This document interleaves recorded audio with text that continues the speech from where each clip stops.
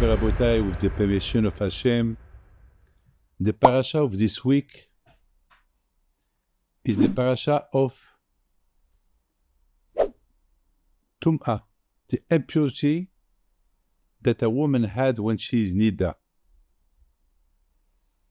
And the Torah explains that if a woman had a baby boy, she's impure for certain days, and if she's a girl, she's impure for more days. But anyway, the Torah precedes that when a woman she's nida, it should be a separation between the man and the woman. And she goes to the mikveh, and she's not allowed to go to the Beit HaMikdash impure. Okay? The parasha of last week, the Torah talk about food. What we can eat, what we cannot eat.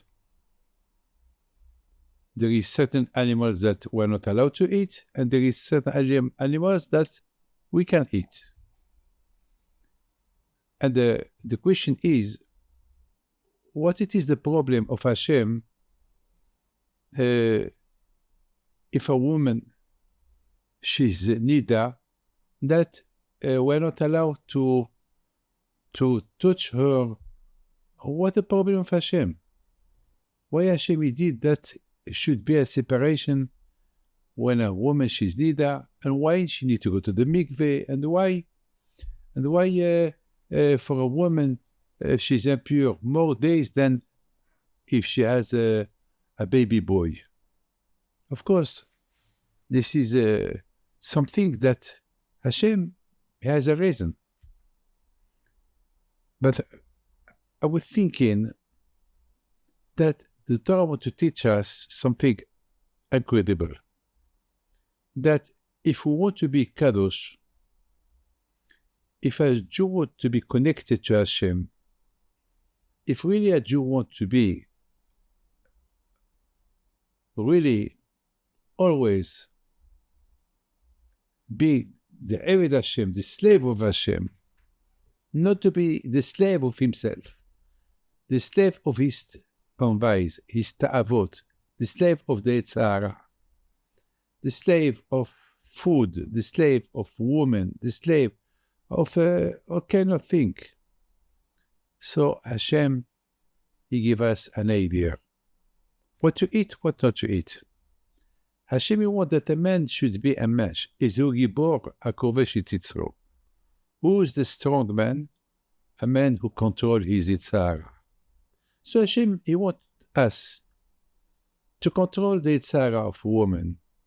So Hashem, He said, when your wife, she is nida, don't touch. When she's nida, should be a separation.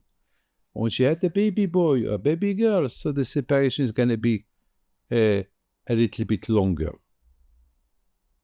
And Hashem wants us to control what we eat, to control our Yetzirah. And I have a story about my father, Alav Shalom, which I will never forget. When after 15 years that he did not eat certain vegetables that we can find them only in Morocco, and when I took him to Morocco, I will never forget that he told me, David, here in Morocco, there is terfes, the truth. It's a certain vegetables that we don't find them in Israel or in France. They are in Morocco. He buy around the after Pesach, and I ask the Baalat Habayit, the Madame Knafo, the owner, where we were sitting. I told her, Madame, my father, he wants to eat terfes. She said, of course, I will make a nice dinner of these vegetables. And my father, Alav Shalom, was excited. He said, wow, Baruch Hashem, after 15 years that I left Morocco, now we're going to eat terfes. And I thought that my father is going to eat a lot of them. And Madame Knafo, when she bring the plates, my father, alav shalom, he just tasted them. And he stopped eating. I tell my father, Papa, it's not correct. You upset the lady, the owner of the house. You don't eat tefes. She put a lot of effort, a lot of love to make you a nice meal. And my father, the answer that he answered me, it was incredible. He just told me, David, the Ramban said, Kadesh atzmach b'motar lach. The Torah said, how to be a holy man? You cannot be a holy man only through what you don't eat. You can be a holy man through what you can eat, and you control yourself. Don't eat too much.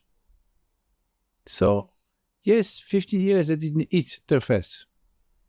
And now, Baruch Hashem, I tasted them. They are nice. I don't need to eat the whole plate. Well, my friend, why Hashem, He wanted us to control ourselves, what we eat, even in money. Is your ashir asameh elko? Even money, and we know you have 1 million, you want 2, you have 2, you want 3, you have 3, you want 4. There is no limit.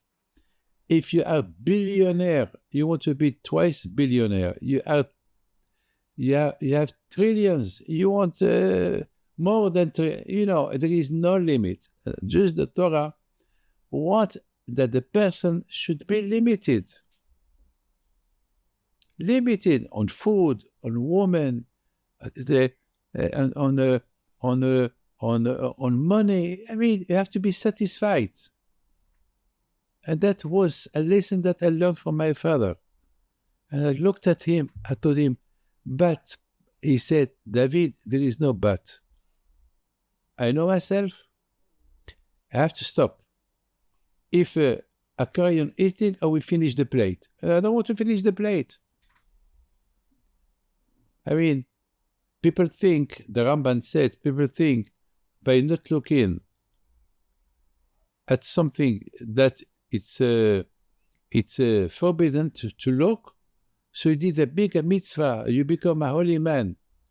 The Ramban said, there is other things that you can look, and you don't need to look.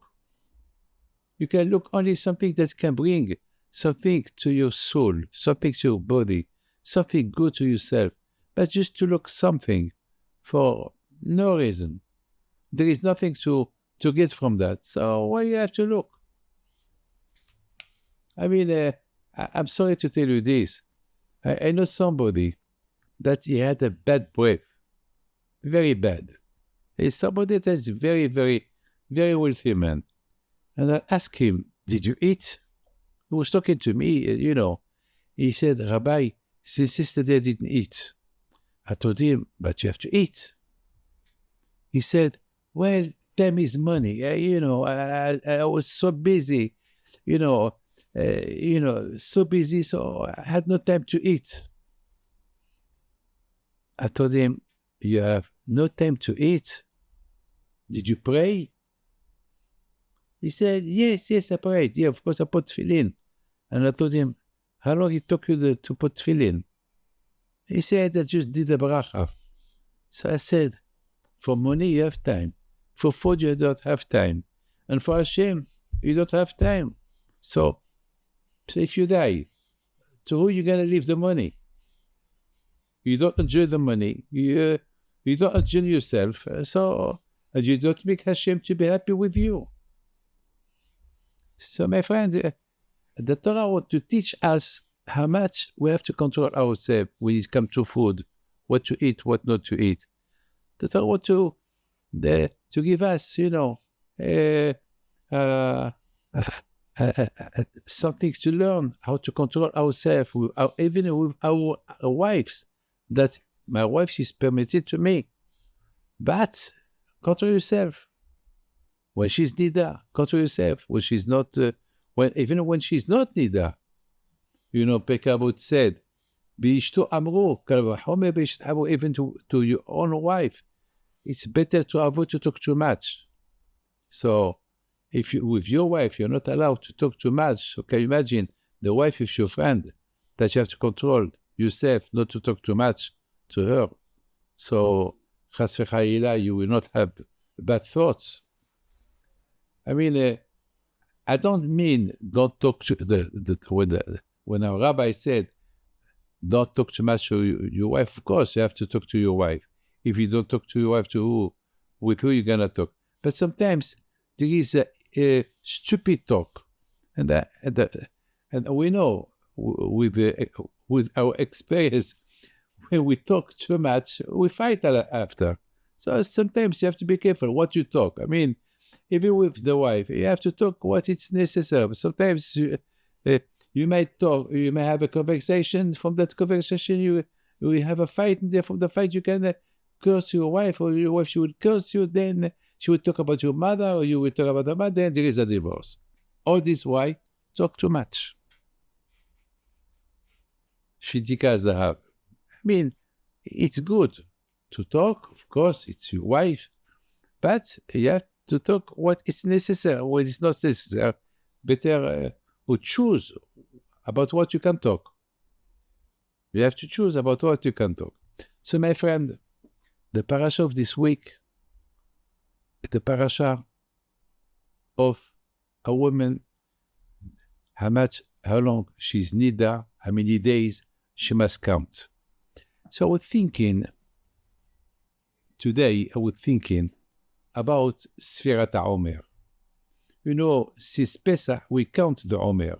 We count. So I had a question. I mean, when you count money, you are happy to count money.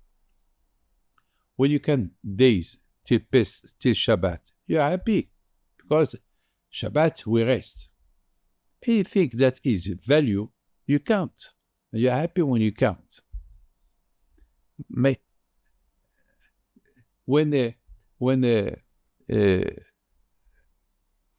As you know,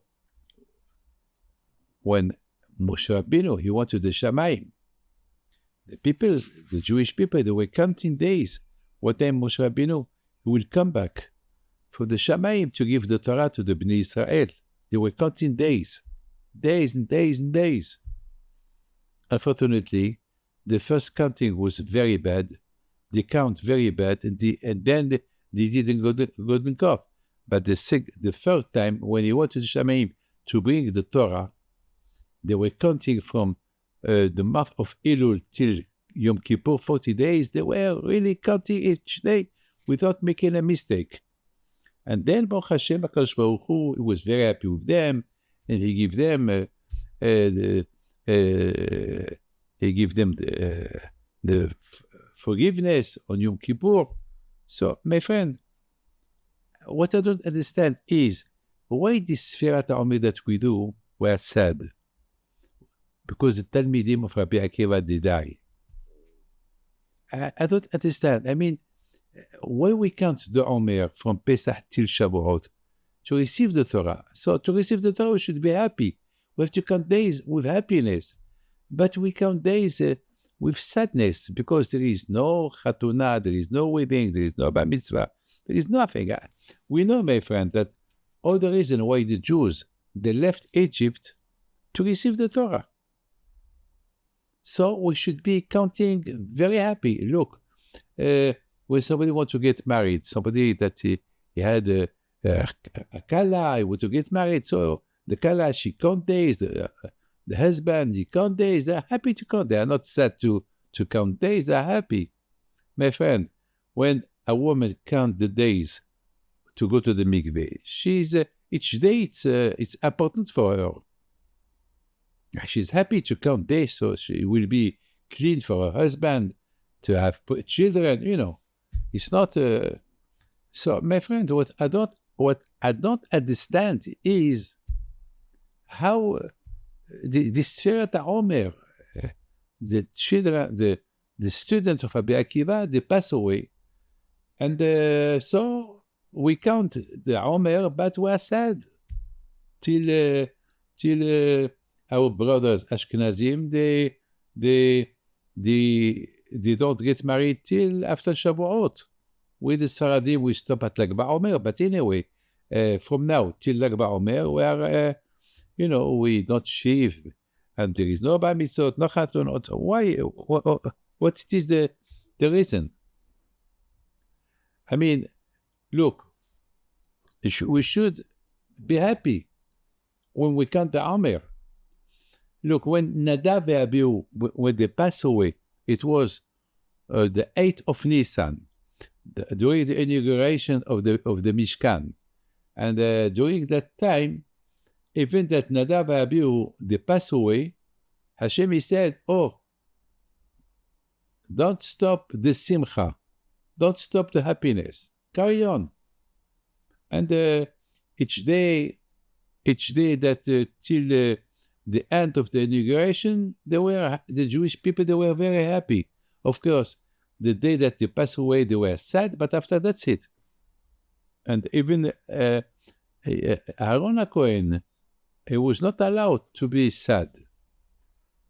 Even that his two children passed away, he was not allowed to be sad. It was he had to carry on his happiness for the inauguration of the temple, and that which is the Kohen Gadol.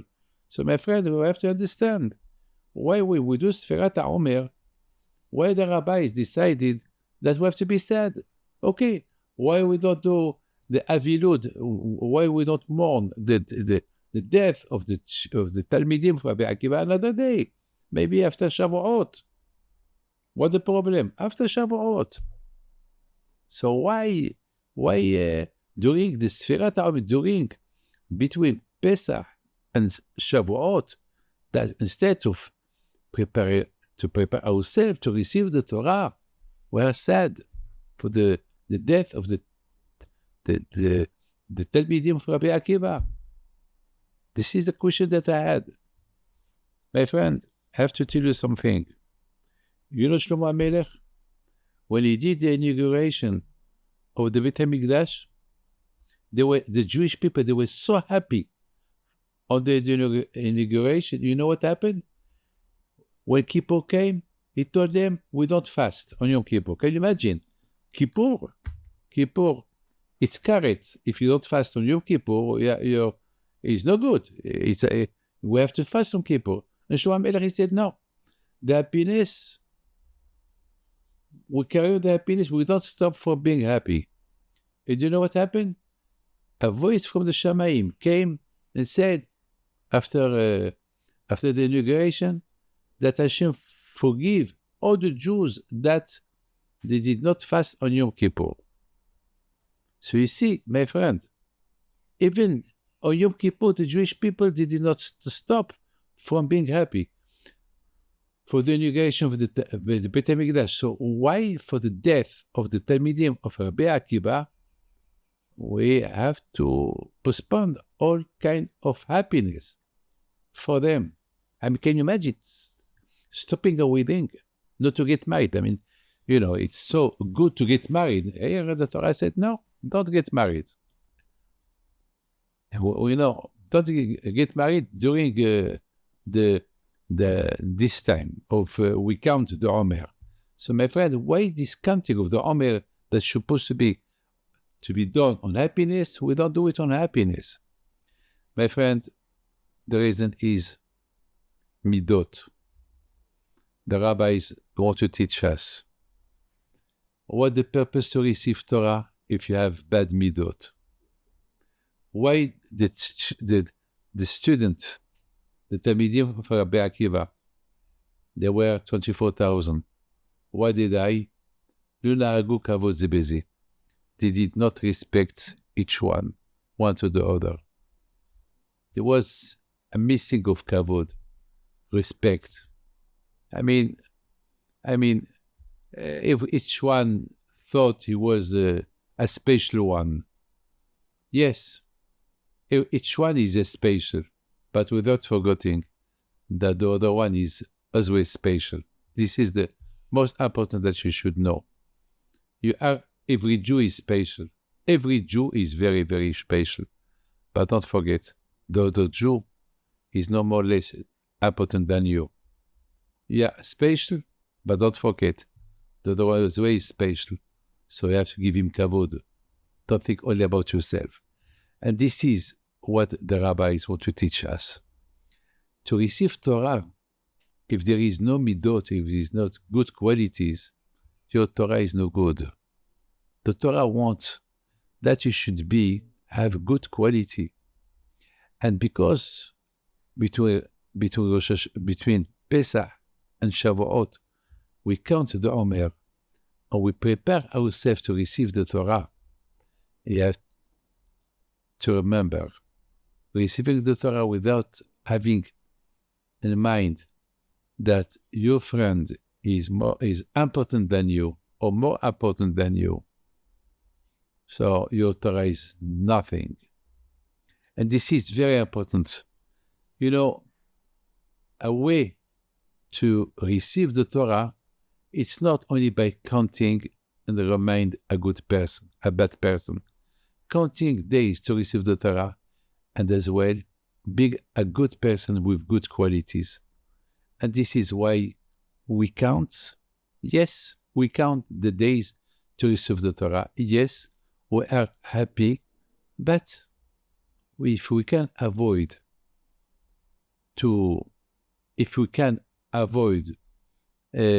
more happiness and to concentrate ourselves how to repair good qualities, so you get two things. You repair your qualities to receive the Torah. Torah with qualities, good qualities. You gain two things, and the Torah and the good qualities. To get only the Torah with bad qualities, so it's like I give you a steak and a plate that the plate is not clean. So who is going to eat the steak? Nobody. My friend, this is what the Torah wants to teach us. It's like a woman that she counts the days to be clean, not to be nida. She counts, there is halachot. She counts each day, each night, you know. She look at herself and she do bidikot, she search to make sure that she's clean as well to receive the Torah. To count the days to receive the Torah, really you have to be clean from your midot, from your bad qualities. There is when somebody get married, the day of his happiness, the day of his marriage, you know what happened? After the wedding, after the ceremony, we ask him to break a glass and to remember Yerushalayim, the destruction of Yerushalayim. What a connection. He's so happy to get married. And you remind him of Yerushalayim, the destruction of the Beit HaMikdash, the exile. Yerushalayim. Why? Why you have to disturb his happiness? The answer is, the day that a man builds his home, like building a Beit HaMikdash, you remind him why the Beit HaMikdash was destroyed? Because of bad qualities. So we give you an advice. Remember, if you want that your wedding, your marriage last, or to be happy on your life, don't forget that if there is no shalom bayit, if there is bad talks between both of you, so you will destroy your wife, you will destroy your husband, you will destroy your home. So it's a good advice.